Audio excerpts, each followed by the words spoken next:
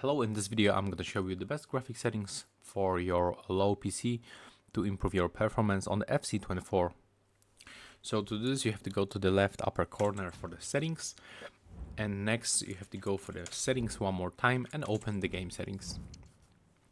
And right here now we have to go to the display configuration on the right side, where you can set the resolution. So I can recommend you to stay with the full HD at the first.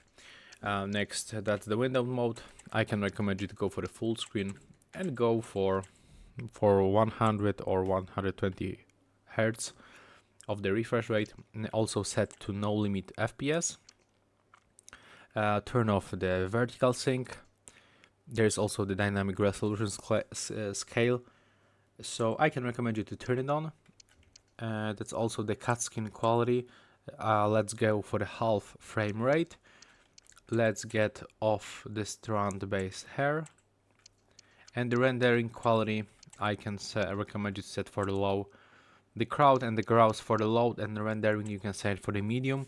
If you have still any lags, you just go for the low, and if this doesn't help you, you have to decrease the resolution, for example like this or like this, and then click apply right here to set it up. And that's honestly the best settings to improve your performance on the FC24. That's all for this video. Hope you like it.